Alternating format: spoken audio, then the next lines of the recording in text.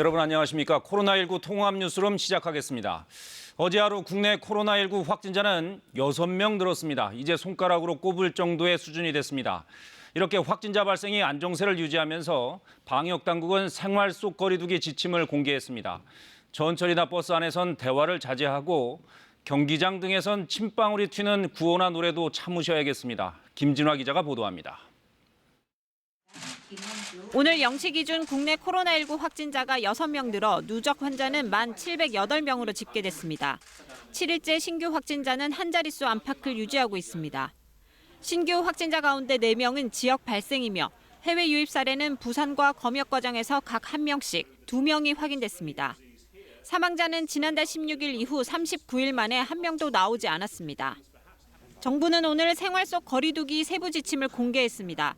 업무와 일상, 여가 등 31가지 분야에 걸쳐 있습니다. 우선 37.5도 이상 열이 나거나 기침 등 호흡기 증상이 있을 땐 출근하지 말고 집에서 쉬고 다른 사람과 최소 1m 이상 거리두기, 환기와 소독, 손 씻기 자주 하기 등은 공통으로 포함됩니다. 업무 시 회의는 영상, 전화회의로 대체하고 우체국 등 금융기관에선 인터넷, 스마트 뱅킹을 활용하며 기관 방문 시 대기할 경우 외부에서 기다립니다. 전철 등 대중교통을 이용할 때 차내가 혼잡하면 다음 차를 타고 승차에서는 대화를 하지 않습니다. 음식점이나 카페에서는 배달, 포장을 주로 하고 매장을 이용할 땐 테이블 간격을 1m 이상 유지합니다. 영화관이나 경기장 방문 등 여가 활동을 할 땐 티켓은 온라인으로 사전 예매하고 역시 1m 이상 간격을 두고 앉습니다. 경기장에서는 침 튀는 구호나 노래도 부르지 않습니다.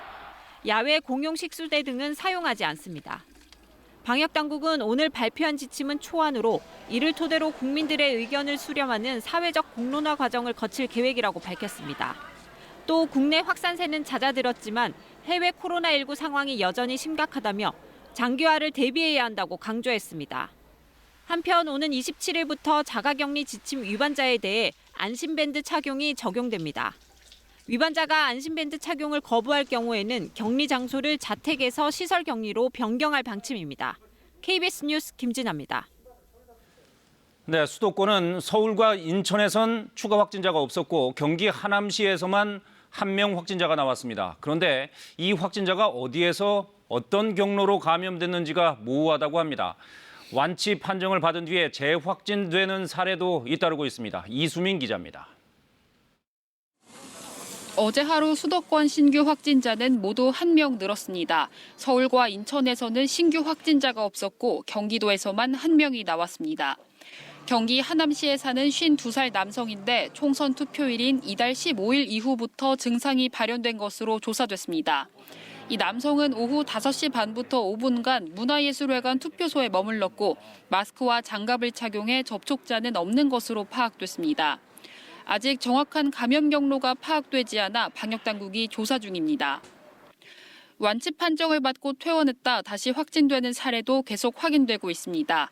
인천시 남동구에서는 구로 콜센터 건물에서 일하다 확진 판정을 받은 28살 남성이 지난 5일 퇴원 후 다시 양성 판정을 받았습니다. 이런 가운데 집단 감염이 발생했던 의정부 성모병원이 이달 27일부터 외래를 확대해 초진 환자도 진료합니다. 이와 함께 응급실 기능도 일부 정상화하기로 했습니다. 다만 호흡기 질환자는 건물 밖에 있는 안심진료소에서만 진료받을 수 있고 외래 진료를 통한 입원도 아직 불가능합니다. 응급실을 통해서만 입원할 수 있으며 이 경우에도 코로나19 진단검사에서 음성이 확인돼야 합니다. 한편 서울시가 신천지 유관단체인 하늘문화세계평화광복에 대해 설립 허가를 취소하기로 했습니다. 서울시는 해당 법인이 설립 목적과 달리 실제로는 신천지 교회와 공동으로 종교 사업을 하고 있고 정기총회나 회계감사를 하지 않는 등 관련 절차를 지키지 않고 있다며 그 취소 이유를 밝혔습니다. 이와 함께 서울시는 코로나19로 어려움을 겪고 있는 자영업자와 소상공인에게 이른바 생존자금을 지원합니다. 70만 원씩 2달에 걸쳐 140만 원이 현금으로 지급되고 다음 달 중순 이후 온라인을 통해 신청할 수 있습니다. KBS 뉴스 이수민입니다. 네, 대구, 경북도 추세는 비슷합니다. 신규 확진자 수는 확연히 줄어든 상태인데 여전히 병원에서 감염자가 나온다는 점, 그리고 감염 경로 불명 사례가 잇따르고 있다는 점이 변수입니다. 취재 기자 연결합니다. 정혜미 기자, 대구 경북 상황 전해주시죠. 네, 오늘 0시 기준 대구 경북 지역의 추가 확진자는 모두 3명입니다. 대구 2명, 경북 1명입니다. 대구 경북에서는 보름 넘게 추가 확진자가 한 자릿수에 머물면서 코로나19 확산세가 안정기에 접어들었다는 평가입니다. 완치율도 높아져 대구는 86%, 경북도 79%를 넘었습니다. 하지만 감염 경로를 알 수 없는 확진 환자가 대구에서 발생하면서 추가 확산의 우려도 커지고 있습니다. 지난 21일 48살 A씨가 조울증으로 정신병원에 입원한 뒤 코로나19 확진 판정을 받았는데 입원 전 동선이 파악되지 않고 있는 겁니다. 기억도 명확하지 않아 어디에서 감염이 됐는지 확인하는 것도 쉽지 않은 상황입니다. 현재 A씨는 대구 의료원으로 이송됐고 A씨가 머물렀던 정신병원 7층 병동은 동일 집단 격리 조치가 됐습니다. 입원 환자와 직원 340여 명에 대한 검체 검사 결과 전원 음성 판정을 받았습니다. 대구시는 정신병원 등에 공문을 보내 환자를 입원시킬 때 검체 검사와 격리 조치를 지킬 것을 강조했습니다. 또 음성 판정을 받은 환자만 입원 조치하도록 권고했습니다. 한편 방역당국은 코로나19 환자가 가장 많이 발생한 대구 경북 지역민을 대상으로 집단 면역조사를 검토하고 있습니다. 방역당국은 매년 국민건강영양조사나 군 입대 시 신체검사 등에서 혈액을 채취해 코로나19 항체 형성 여부를 조사하는 방식을 고려하고 있다고 밝혔습니다. 지금까지 대구에서 KBS 뉴스 정임입니다. 코로나19 사태로 인한 미국의 실업 대란이 갈수록 심각해지고 있습니다. 지난 5주 동안에만 무려 2,600만 명 넘게 일자리를 잃었습니다. 제조업, 서비스업도 큰 폭으로 후퇴하고 있습니다. 이런 추세라면 경제가 정상화돼도 빠른 경기 회복을 기대하긴 어렵다는 비관론이 커지고 있습니다. 뉴욕에서 김철우 특파원이 보도합니다. 미국 노동부는 지난주 신규 실업수당 청구 건수가 443만 건을 기록했다고 밝혔습니다. 최근 3주 연속 청구 건수 증가폭이 줄었지만 여전히 폭증세가 이어진 겁니다. 미국 언론들은 최근 5주 동안 2,650만 명이 일자리를 잃었다고 전했습니다. 세계 금융 위기 이후 만들어진 2,200여만 개의 일자리보다 더 많은 실직자가 생긴 셈입니다. The highest recorded unemployment rate in the history of the United States is 25% during the Great Depression. It is likely now that our actual unemployment rate at this moment is around 20%. 하지만 신규 실업수당 청구가 400만 건대로 줄어 실업 사태가 정점을 지났다는 분석도 나옵니다. 이번 달 미국의 제조업, 서비스업 경기도 큰 폭으로 후퇴한 것으로 나타났습니다. IHS 마켓은 4월 제조업, 서비스업 포괄 종합지수가 한 달 전보다 13.5포인트 하락했다고 밝혔습니다. 미국 내 공장 가동률과 공장 주문량 모두 2009년 이후 최악의 성적을 기록했습니다. 암울한 경제지표 발표에 올 하반기 미국 경제를 낙관적으로 봤던 전문가들이 신중해졌습니다. 코로나19 사태 초기 많은 경제학자들은 미국 경제가 급격히 추락했다 빠르게 회복하는 V자형 흐름을 전망했습니다.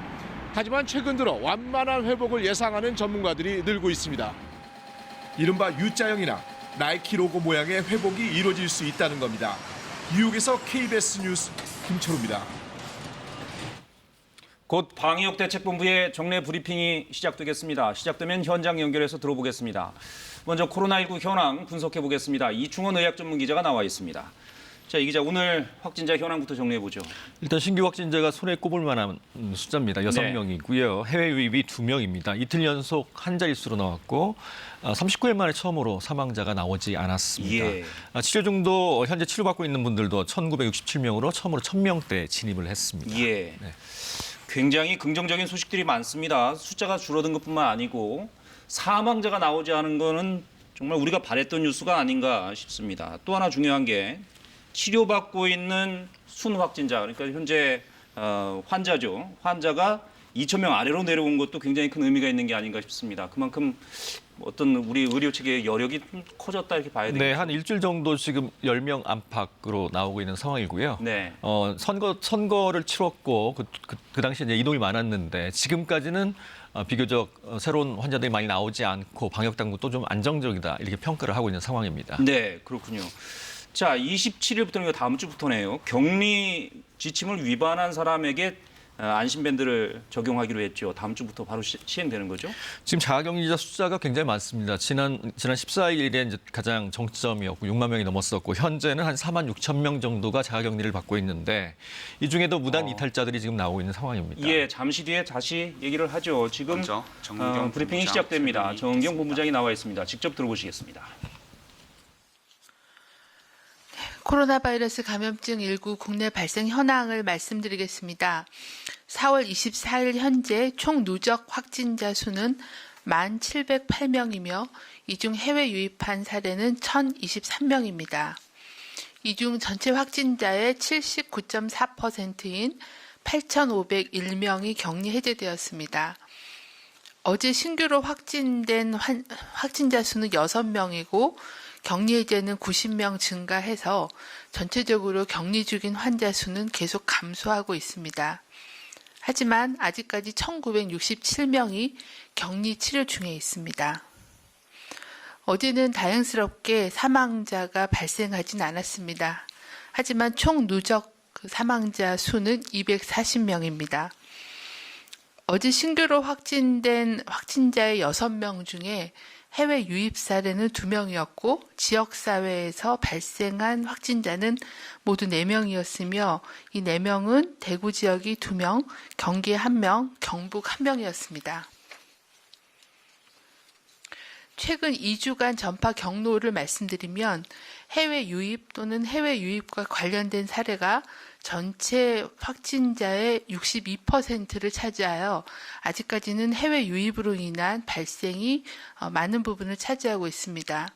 그 밖에 지역사회 집단 발병과 관련된 사례가 17.4%였고 현재 조사가 진행 중인 신규 사례가 10명, 3.9%였습니다. 어제 신규로 확진된 해외 유입 환자는 모두 2명이었고 유입 국가는 미주 지역으로 미국과 우루과이 지역이었습니다.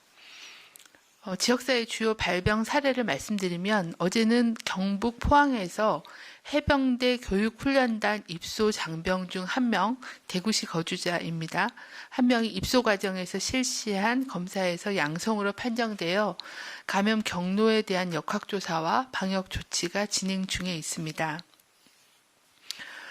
지난 3월 30일부터 시작된 경기도 의정모 성모병원 관련된 역학조사의 중간 분석 결과를 말씀드리겠습니다. 3월 30일부터 4월 21일까지 의정부 성모병원에서 환자, 보호자 및 의료기관 종사자 중 57명, 지역사회 전파 사례 15명이 확인되어 총 72명의 확진자가 발생하였습니다. 의정부 성모병원 관련된 확진자는 환자가 26명, 간호사 3명, 의사 2명, 미화원 2명, 그리고 병동에서 간병을 담당하였던 간병인 10명과 환자의 보호자 14명이었습니다. 지역사회 감염 사례는 가족 6명과 호텔 스파와 관련된 7명, 서울 아산병원 관련된 2명 등이었습니다. 역학조사 결과 최초 인지된 환자, 지표 환자의 증상 발생일보다 먼저 증상이 시작된 환자가 있었고 또 3월 20일 8층에서 퇴원한 환자도 확진된 사례가 보고되어 3월 20일 이전에 병동 내에서 전파가 있었을 것으로 추정하였지만 정확한 감염원은 아직 확인하지는 못하였습니다. 지표 환자가 입원한 장소인 8층 이외에서도 환자가 발생하였고 환자의 병실 간 이동 또는 간병인 의료 종사자의 이동 등을 통해 층간 전파가 이루어졌을 걸로 추정하고 있습니다. 유행이 인지된 이후에 중앙과 지자체가 협력 대응하여 노출 기간 동안에 퇴원 환자 및 보호자 또한 그 당시 근무하였던 간병인들에 대한 추적 조사를 시작하였고 또 유행이 발생한 지역사회 전체적인 감시 체계를 강화해서 추가로 58명의 관련된 확진자를 신속하게 발견하여 조치하였습니다. 또한 접촉자 일제 검사를 통해서 22명, 전체 사례의 30.6%입니다. 22명의 무증상 감염자를 조기에 발견하였고 무증상 감염자의 접촉자에 대한 추적 조사 결과 무증상 감염자로 인한 2차 전파는 없었습니다. 최근 들어 확진 환자 수가 감소하였지만 코로나19 유행은 아직 진행 중입니다. 특히 주말을 맞이하여 종교시설과 유흥시설 등에 대한 각별한 주의를 다시 한번 당부드립니다. 온라인 등 비대면 비접촉 종교 행사 활용을 권장하고 현장 예배 시에는 반드시 발열 체크, 참여자 간의 2m 거리 두기, 마스크 착용이 필요하며 특히 비말, 침방울이 튀는 행위를 자제하는 게 필요합니다. 특히 65세 이상 어르신과 임신부, 또 만성질환자 등의 고위험군께서는 여러 사람이 모이는 밀폐된 그런 공간, 시설의 방문 자제를 당부드립니다. 유흥시설도 운영을 최대한 자제할 것을 권고드립니다. 불가피하게 운영할 경우에는 입구에서 발열 및 호흡기 증상 확인, 그리고 철저한 소독과 환기를 해주실 것을 당부드립니다. 그 밖에도 환기가 잘 안 되는 밀폐된 공간 또는 사람이 많이 모이는 곳은 되도록 가지 않고 부득이하게 이러한 밀집된 장소를 방문할 경우에는 2m 이상의 거리를 유지하고 마스크를 착용하고 악수를 하지 않고 손 씻기를 철저히 하고 눈, 코, 입을 만지지 않는 등 개인위생을 철저하게 지켜주실 것을 당부드립니다. 또한 의심 증상이 있을 때는 출근이나 외출을 하지 않으면서 선별진료소에서 검사를 받는 것이 중요합니다. 특히 가족이나 직장 내에서 발열, 기침 등과 같은 유증상자가 2-3명 이상 발생한 경우에는 조기에 검사를 받아주실 것을 당부드립니다. 환자 발생 규모가 늘어나지 않고 20명 이내로 유지되는 것은 모두 헌신하는 의료인들과 또 어려움 속에서 인내하는 국민들 덕분으로 생각하고 감사의 말씀을 드립니다. 우리 사회는 지난 몇 달 동안 신종감염병이 주는 심각한 피해를 경험하고 있습니다. 많은 사회경제적인 손실과 피해가 있었지만 더욱더 안타까운 것은 기저질환이 있으신 분이나 아니면 의료진들 그리고 또 어르신들께서 코로나 감염으로 인해 사망하시는 그런 피해일 거라고 생각하고 송구한 마음을 금할 수 없습니다. 우리나라는 2월 20일 첫 번째 사망자가 발생하였고 안타깝게도 현재까지 모두 240명의 확진자가 돌아가셨습니다. 2월에 신천지 교회 집단 발병으로 인한 폭발적인 집단 감염이 있은 후에 2달이 넘게 거의 매일 사망자가 발생하고 있었습니다. 감사하게도 어제 하루는 한 분도 사망자가 안 계셨습니다. 이런 지표가 지속되면 좋겠지만 아직도 위중한 환자가 상당수 치료를 받고 계십니다. 특히 70대, 80대 이상의 어르신들의 치명률은 매우 높아서 24%의 치명률을 보여주고 있습니다. 7, 80대 고령층이 감염될 경우에는 4명 중에 한 분이 사망하실 수 있다는 굉장히 높은 그런 치명률을 보여주고 있는 상황입니다. 이렇듯 코로나 유행은 우리나라와 전 세계에 오늘도 지속되고 있는 것이 엄중한 현실임을 다시 한번 인식할 필요가 있겠습니다. 방역 당국은 이러한 고위험군들을 보호하는 게 가장 중요한 과제라고 생각하고 있습니다. 지금도 매일 산발적인 그런 지역 감염 사례가 보고되고 있고 이러한 지역 감염 사례가 기저질환자들이 많이 모여 있는 의료기관으로 감염이 되거나 아니면 어르신들이 많이 생활하고 계시는 요양병원이나 요양시설로 이어질 경우에는 이러한 심각한 피해가 우리 사회의 가장 취약한 약자인 기저질환자, 고령자에게 고스란히 돌아갈 수 있다라고 생각하고 있습니다.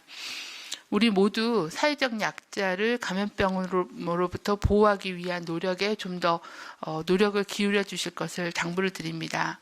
작게는 증상이 있을 경우에는 어르신들이나 기저질환자들과의 접촉이나 방문을 자제해 주시고 선별검사를 받아주시길 당부드리고 특히 의료기관과 요양병원, 요양시설은 철저한 감염관리를 다시 한번 당부를 드립니다. 이런 노력으로 인해서 이런 사망의 피해를 막고 줄이는데 다 같이 노력을 기울여 주실 것을 재차 당부를 드립니다. 네, 지금부터 기자님들 질의응답 시간 갖도록 하겠습니다. 네, 지금까지 중앙방역대책본부의 브리핑을 들으셨습니다. 이충원 의학 전문 기자와 좀 더 얘기 나눠보겠습니다. 자, 이 기자 금방 정 본부장이 사망자가 어제 한 명도 나오지 않은 것을 감사하게 생각한다 이렇게 얘기를 했습니다만 그래서 고위험자들에 대한 보호가 지금 굉장히 중요하다. 여전히 위중한 환자들이 있기 때문에 그러면서 기저질환자, 고령자 같은 사람들이 많은 그런 시설이 특히 또 유의해야 된다 이런 얘기를 했어요. 그렇다면 역시 병원이나 요양시설 이런 데가 특히 주의를 해야 될 것 같아요. 지금 확진자 수 증가가 이제 한 자릿수로 되면서 많은 분들이 조금 안이한 생각을 갖고 있는 것 같습니다. 이게 코로나19 사태의 가장 큰 피해자들은 고령층, 기저질환자, 정은경 본부장은 이제 사회적 약자라고 표현을 했는데 네. 이분들이 가장 취약했고 이분들이 대부분 사망자의 대부분이기 때문에 이분들을 보호하는 게 중요하다. 그렇기 위해서는 지금 방역에 좀 더 신경을 써야 된다. 그런 얘기를 한 것 같습니다. 특히 7, 80대 고령층은 걸렸을 경우 치명률이 24%. 그러니까 4명 중 1명은 돌아가실 수가 있기 때문에 앞으로도 좀 방역을 철저히 해야 될 것 같습니다. 특히 말씀하신 것처럼 병원 또는 요양시설에 코로나19 환자가 생기게 되면 치명적일 수 있기 때문에 더 신경을 써야겠죠. 네. 기저질환자와 고령자들이 가장 치명적인데 위험한데 그분들이 또 가장 많이 모여 있는 곳이 병원이나 요양시설이란 말이죠. 그러니까 이런 시설들은 특히 조심해야 되고 일반인들도 이런 시설의 방문을 좀 자제할 필요가 있다라고 강조를 했습니다. 자, 의정부 성모병원에 대해서 얘기를 좀 했는데 코로나19가 전파되는 가장 중요한 감염 고리 중에 하나가 병원이라는 것을 단적으로 보여주는 사례가 이 의정부 성모병원이 아닌가 싶은 생각이 들어요. 그렇습니다. 의정부 성모병원이 많은 것들을 보여줬죠. 그 병원에서 발생한 게 57명, 57명입니다. 여기에는 의료인들도 포함되고 환자도 포함되고 환자 보호자 또 종사자까지 포함이 되어 있고요. 이런 환자를 통해서 또 지역사회 전파 그러니까 가족 등의 감염이 된 상태가 15명. 전부 72명이 의정부 성모병원에서 이제 연구원에서 집단 발병을 한 겁니다. 그런데 처음에 환자는 3월 30일 정도에 첫 확진자가 나왔는데 이제 감염 고리를 조사를 해본 결과 이미 열흘 전 3월 20일경부터 증상이 있었던 환자를 발견을 했고 그래서 병원에서 조용히 3월 20일부터 발병이 돼서 전파가 되고 있었다라는 사실을 보여준다라고 발표를 했습니다. 그렇군요. 그런데 아직은 정확한 감염의 원인, 언제 어디서 시작됐는지는 아직 확인이 안 되고 있습니다. 자, 우리가 그 브리핑 전에 하던 얘기를 좀 마저 해보죠. 안심밴드 얘기를 좀 하고 있었어요. 지금 자가격리자들이 꽤 많죠. 조금씩 줄고는 있습니다만 4만 6천 명이 현재 이제 격리 중입니다. 이 중에 이제 무단 이탈 등 자가격리 지침을 위반하는 분들이 조금씩 나오고 있는데 정부에서 미리 이제 얘기를 했었죠. 안심밴드를 적용을 하겠다. 이제 다음 주 월요일부터 27일부터 본인 동의 하에 이런 자가격리 지침 위반자에 한해서 안심밴드를 착용할 예정입니다. 근데 이제 거부하는 분들도 간혹 계실 텐데 이 거부를 하게 되면 별도 시설에 격리하겠다라고 경고를 했습니다. 이 별도 시설에 격리를 하면서 격리 비용도 자가 부담을 하겠다라고 얘기를 했습니다. 그렇군요. 그런가 하면 일반인들도 이제 앞으로 생활 속에서 지켜야 될 생활 속 거리두기 세부 지침이 발표가 됐는데 그것도 좀 소개해 주시죠. 일단 세부 지침 초안입니다. 이걸 발표를 하고 국민들의 반응을 보고 또 여러 가지 또 생활 속에서 실천할 수 있는 여러 가지 부분들을 피드백을 받아서 초안을 마련할 예정, 그러니까 이제 확정을 시킬 예정입니다. 일단 대원칙은 비슷합니다. 아프면 일단 쉬어라. 아프면 일단 직장에 나가지 말고 또 공공장소도 방문하지 말고 일단 집에서 쉬어라. 그다음에 2m 거리 두기가 어느 곳에서나 적용을 해야 되는데 불가피할 경우는 1m라도 떨어져서 있어야 되고요. 마스크를 가급적 착용하는 원칙이 있습니다. 또 실내 공간은 하루에 2번 이상 최소한 환기 또 소독을 철저히 하는 거, 또 개인위생 지키는 거. 재채기 예절이나 예를 들어서 손을 자주 씻는 이런 것들을 지킬 것을 당부를 했습니다. 네. 그렇게 특별하게 어려운 건 아닌 것 같아요. 그렇게 하자는 권유 사항이죠. 이게 어떤 경기장이나 이런 데서 강제하는 그런 상황은 아닌 것 같아요. 강제 사항은 아니고요. 이제 인센티브도 좀 줄 예정이고요. 또 강제가 필요한 부분들이 있을 수 있기 때문에 감염병 예방법을 또 개정을 해서 그런 강제 사항도 앞으로 만들어둘 계획입니다. 다음 주부터 마스크도 이제 3개씩 살 수 있습니까? 그렇습니다. 얼마 전까지만 해도 뭐 아침에 오전에 줄 길게 섰는데 최근엔 그런 모습 보기는 좀 힘들죠. 네. 어느 정도 이제 수급이 되는 상황인데요. 공적 마스크 5부제 지금도 시행이 되고 있는데 2매에서 이제 3매로 다음 주부터 1인이 구매할 수 있는 한도가 늘어납니다. 예. 이제는 마스크 수급 상황이 뭐 상당히 좋아졌어요. 여유가 좀 생긴 모양입니다. 자, 지금 등교 계약을 언제 할 수 있을 것이냐에 대해서 이제 굉장히 관심들은 많은데 아직은 명확한 지침이 나오는 건 아닌 것 같고요. 근데 각 학교들은 준비는 지금 거의 다 하고 있는 모양이에요. 네, 오늘 방역 당국이 발표를 했죠. 99%가 등교 계약에 대비해서 학교의 방역 준비를 완료했다라고 얘기를 했습니다. 예. 등교 시 발열 검사를 어떻게 할 것인가, 또 책걸상 재배치 문제, 또 손소독제, 보건용 마스크 준비 이런 게 다 됐다고 하고요. 일단은 또 수업 시간을 또 차별화하고 급식 시간도 좀 차별화해서 많이 모일 수 있는 기회는 조금 줄이고요. 또 등하교 시간도 조정할 예정입니다. 예. 아마 5월 5일까지는 일단 거리 두기 사회적 시한이 진행이 되니까 그 이후에 고3부터 일단 등교 계약이 되지 않을까 조심스레 점쳐봅니다. 예, 알겠습니다. 여기까지 듣도록 하죠. 잘 들었습니다.